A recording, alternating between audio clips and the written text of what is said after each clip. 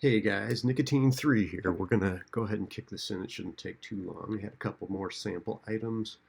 The gases, that should be in, sorry. The gas in cigarette smoke includes A, sulfur oxide, B, carbon dioxide, C, carbon monoxide, or D, nitrous. All right, and I hope you picked C, carbon monoxide. Right? Sulfur oxide is something else completely. It's when you burn sulfur. Carbon dioxide is what we're exhaling right now, so obviously not going to have the negative consequences that have been linked to cigarette smoke. And D is nitrous. That's laughing gas. That's an inhalant drug that we'll get to later in the semester. Smoking rate, oh, it should be smoking rates correlate negatively with A, age, B, education, C, ethnicity, or D, heart rate. All right, so what does it mean correlate negatively? It means as it goes up, smoking rates go down. Right? So think this through, and it's education, right? As the years of education get higher, the smoking rates get lower. Age doesn't work that way. Obviously, little bitty dinky kids aren't smoking, thank God. Ethnicity, I don't even know how you would do a correlation with ethnicity. That doesn't make any sense. And then heart rate actually does increase with smoking rate, right? So that's going to be a positive correlation. And smokers' lives are shorter than non-smokers' lives by A, 1 year, B, 5 years, or C, 10 years. And we just discussed that. It is 10 years. That's a pretty humbling stat. And, it's just in the long run on the average, but still, that's, wow. That's a big commitment just to have some nicotine in your system. So the long-term health consequences, I just want you guys to really understand both the cardiovascular and the respiratory negative consequences. So arteriosclerosis and atherosclerosis, don't drive yourself nuts trying to distinguish between them, but basically these are thickening and hardening of the artery walls. And then atherosclerosis is the buildup of fat around the arteries, basically, so the cholesterol gets to deposit more. And what's really happening is because you're constricting the blood vessels so much, after a while they get stiff, right? They're literally going to harden, and unfortunately they harden with age anyway. I tell you, on this side of 50, I notice my blood pressure creeping up every year. Obviously, if you're eating a lot of fat, it doesn't help. So all of this is part of coronary heart disease. Just the plaque is going to build up on all your arteries. The carbon monoxide makes these little wounds in the side of each of the arteries, and so that's a big problem. And so that's going to increase your rates of stroke, which is really sad. Basically, dying of cells in the brain related to that lack of oxygen.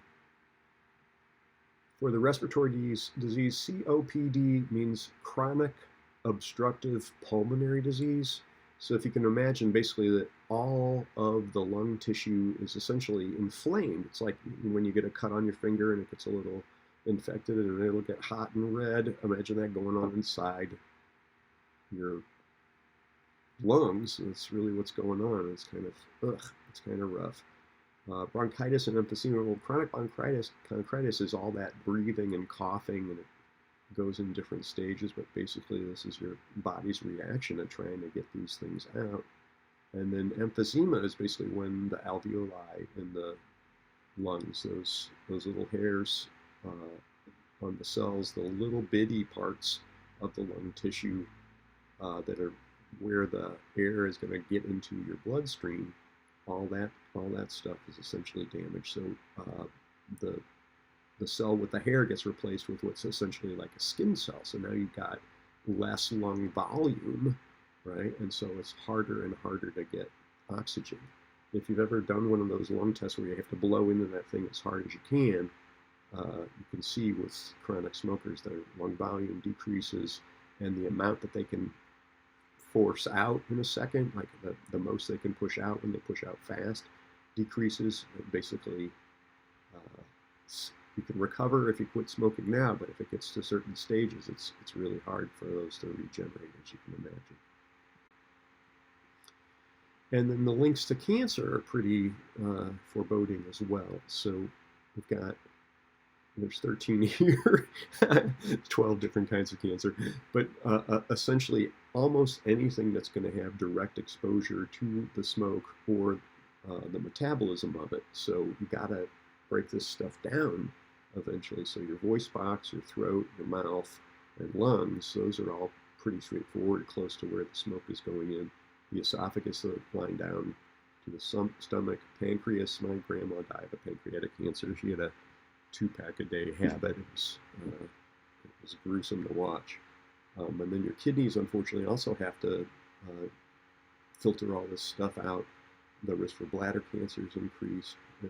Obviously, lung cancer is the one that you're going to hear about the most, but the fact that all these other kinds are exaggerated is really worth knowing.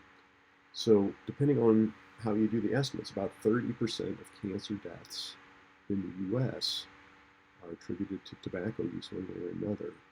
And then, unfortunately, some of these are the most lethal. So stomach cancer, cancer of the esophagus, lung cancer, and pancreas.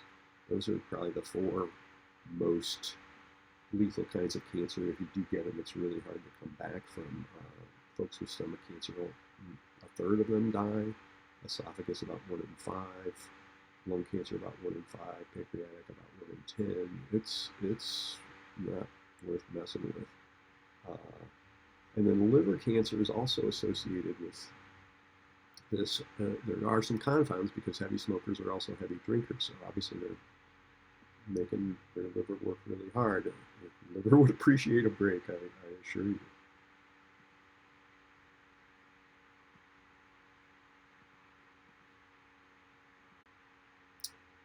Well, I did want to point out that women have some extra risks, and these are true for men as well, but partly because of the presence of estrogens and things like that.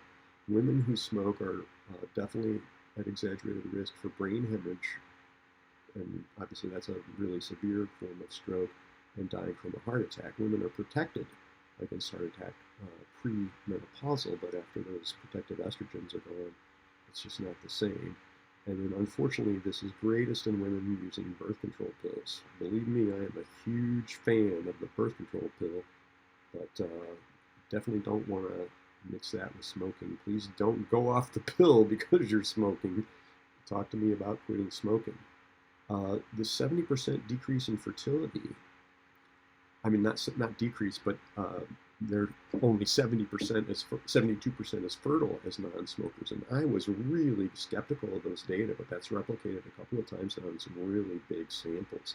So if you're trying to get pregnant, obviously you want to quit smoking anyway, because smoking during pregnancy is such a hassle, as we'll discuss. But it's hard to get pregnant in the first place. And so I'm sure while you probably want to have kids someday, although I don't always recommend that. So by all means, keep that in mind. And then it is unfortunate. The preterm birth, the low delivery weight, and miscarriages are much more common in women who smoke during pregnancy.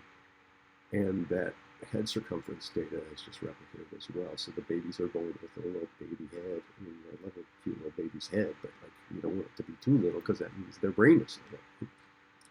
If you combine all these, obviously, extra estrogen from the pill and just being a woman does make things even rougher. As if women's lives weren't already tough enough. I'm sorry. It's just, I want you guys to know about it. And then some data on young smokers. Don't memorize any of these numbers. That's not what's important here. But what is the take-home message is just that we had a really intriguing drop, and then unfortunately it's been creeping up in the last couple of years. So almost 20% of high school students reported current use of any tobacco product. And the smokeless obviously doesn't have the same respiratory problems, but still a problem. And then depending upon sort of how you frame the question, 3% of middle school students have already juuled. That blows my mind. And just over 1 in 10 high school students. Each day, more than 3,200 people under 18 smoke their first cigarette. And it's, you know, part of the natural growing up process. I understand initiation, but definitely do not want to make the transition to the dependence. It's really harsh because 9 out of 10 cigarette smokers started before they were 18. And everybody thinks, oh, I'm just going to do it for a couple of years. And despite good intentions, it ends up taking up to 20 years on average for folks to finally quit, if they quit at all. And so that's just a harsh fact to remind your little sibs, if you can, that they don't really want to get into this. And then environmental consequences.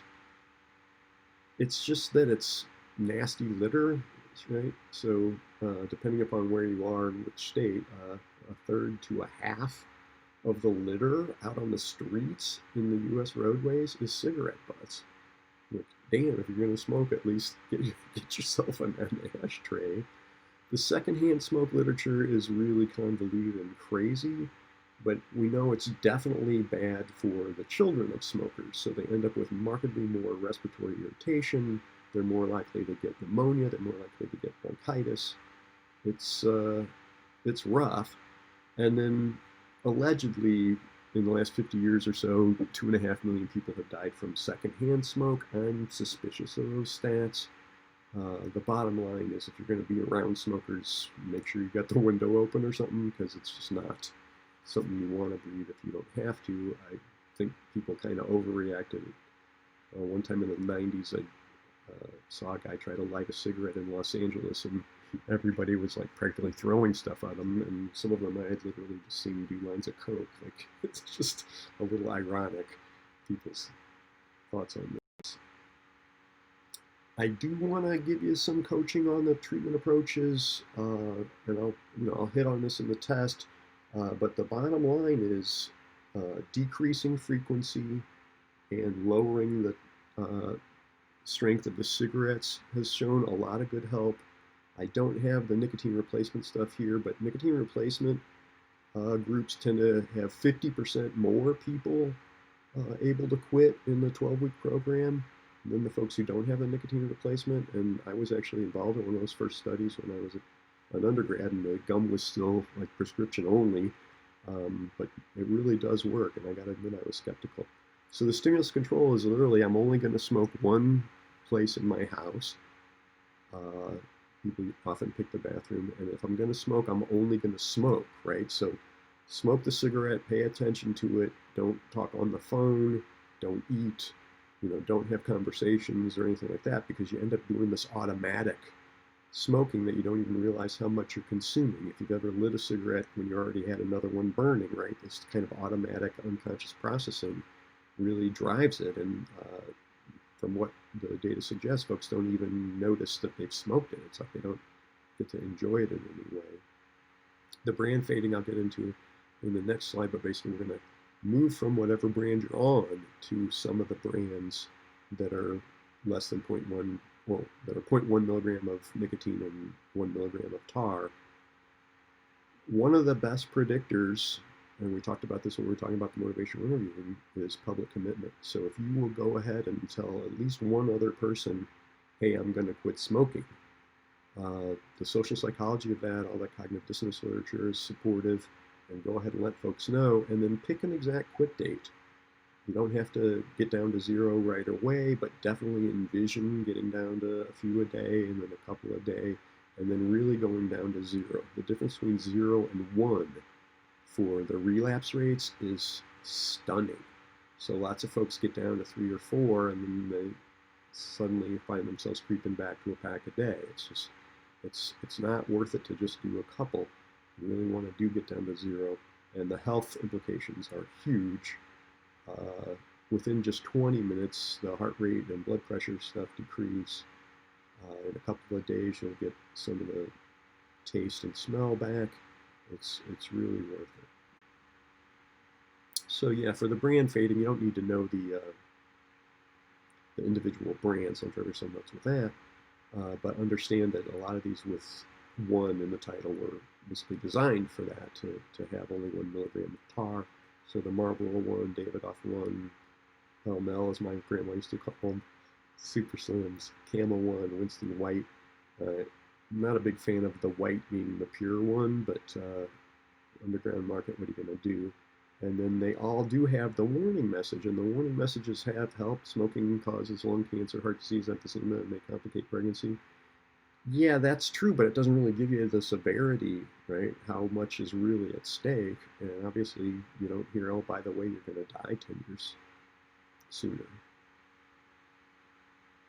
Yeah, so generally, this is a step in decreasing consumption and finally quitting. Oh, Brianna sent a couple of links that are, these are really great reviews. I will put them on the YouTube site. I'll put the links down there and you guys can check these out. One of them is just this guy who literally ran a pump and smoked cigarettes through the pump into this container, and you see all the tar collect, and it's really gross. And then, yeah, I just wanted to say the tobacco industry really does sponsor a lot of research and unfortunately does a ton of nasty stuff for presenting the data in, I think, deceptive ways. So excellent health statistics, smokers are less likely to die of age-related illness.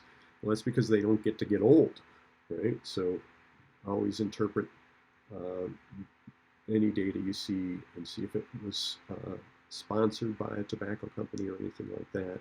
But truth be told, we've had decades of literature on this now, making it super clear that this is just not a good habit. All right. Well, I really appreciate everybody coming along for the ride. I'll put links to the Kahoots down there, and the crossword puzzle should be up on Blackboard. Thanks so much for going along.